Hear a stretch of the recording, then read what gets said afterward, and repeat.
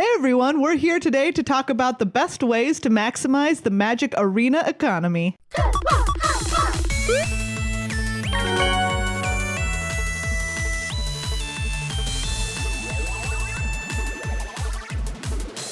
All right, so Arena is awesome. I love playing it. Yes. But I want to know how to play it so I can get the most bang for my buck. Exactly. We're talking today about how to get gold, how to get gems, how to get some sweet wild cards so that you can have all those mythics and rares that you want to build your constructed decks. What do all those things even mean? Right, and what's the difference between them and why is that important? Yes. Well, we'll start out with gold. All right, so gold.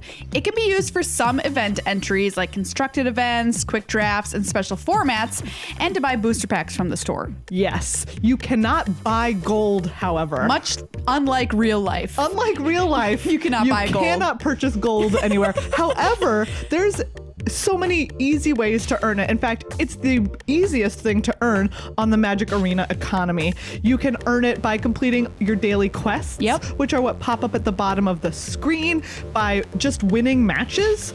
You just win gold for winning matches. They throw gold at your face and you get to keep it. It's pretty sweet. It's pretty good.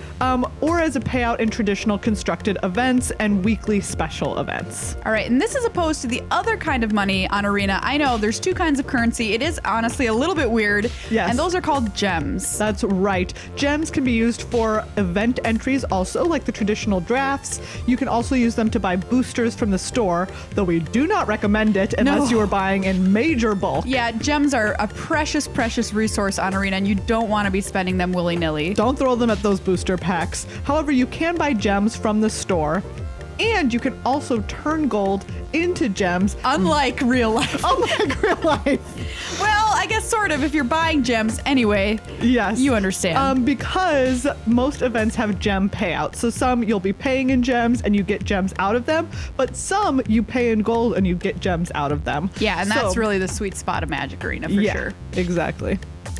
Next up, we've got boosters, which aren't, again, a currency in Arena, but they are things that you want because you want to crack them.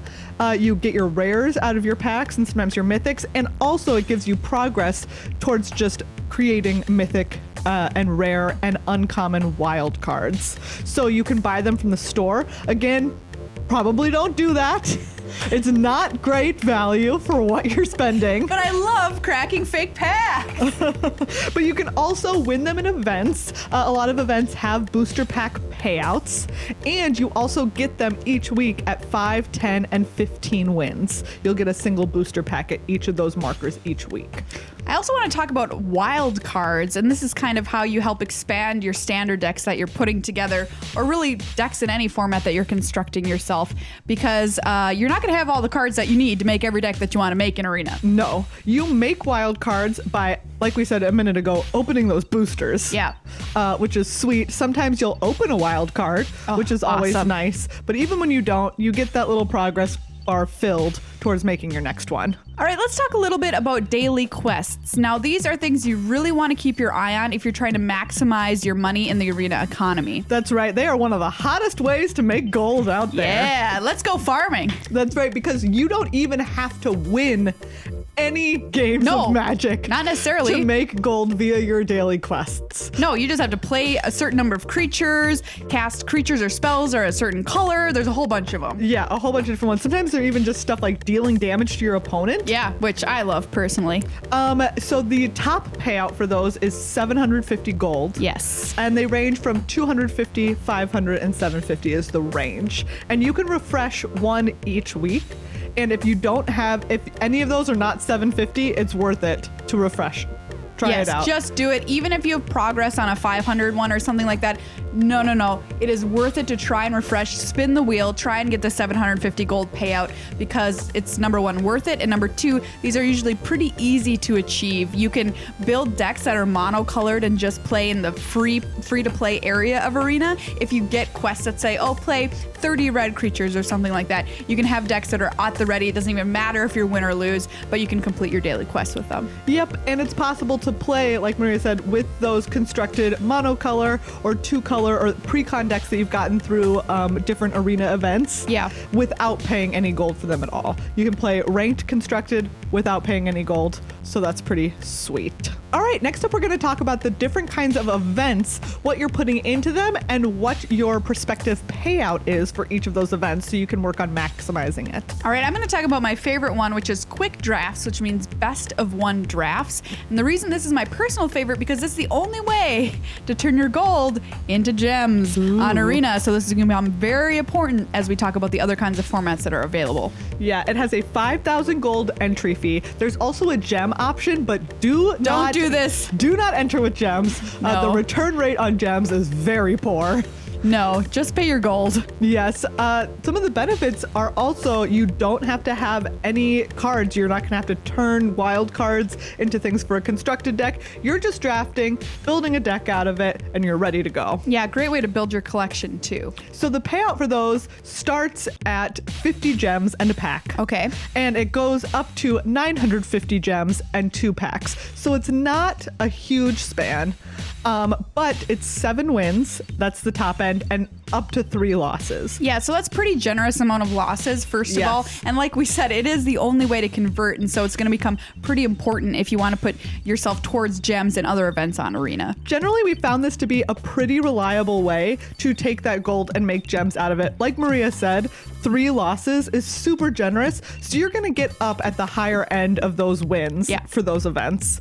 Especially if you play them fairly regularly, you can regularly get 5, 6, 7 wins and start adding to your gems. Right.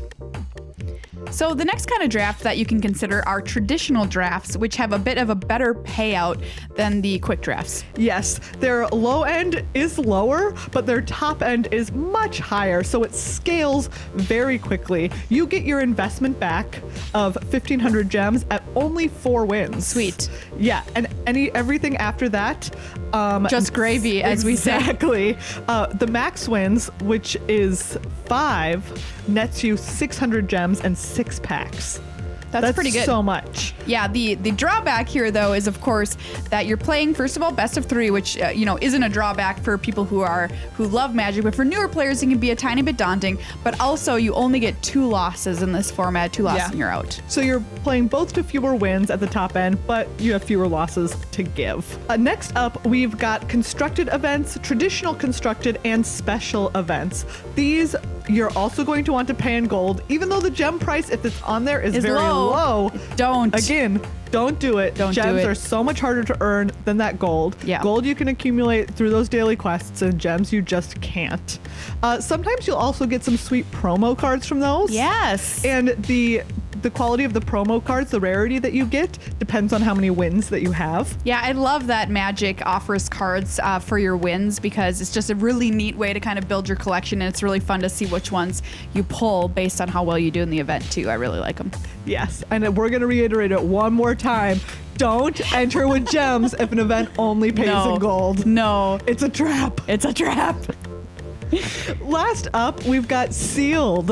Oh, yeah. And a lot of people only play this at the very beginning of the format when the pre-release is coming out, or at the very beginning release events are happening.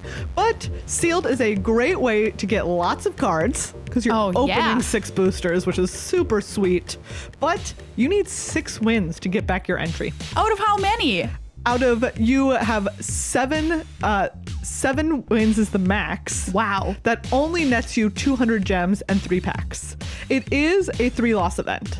That's true. So you do have more losses to give, but it does feel, I'll admit, it feels pretty bad to not hit that 6 wins and get your 2,000 gems back. Absolutely. But at the beginning of a format, it's also can be really worth it to crack open those 6 boosters and see what rares you're going to get. For sure. And on top of that, if you're an advanced Magic player or somebody who's been playing for a longer time, a lot of times the limited formats at the very beginning of a format can be easier to get a lot of wins in because you have that leg up over the competition that isn't as familiar with the basics of drafting or Magic, so they make some, more poor decisions because they don't have the amount of knowledge that you have, and so you can use that to your advantage. Yep. And even if you're new to the game of Magic and you're like, what if I don't have that advantage? If you put in a little bit of base work, hop online, read a couple of articles, or watch a couple of streams so you get a nice feel for the format, that's going to give you usually enough of a leg up so that you can get those wins in there that you need.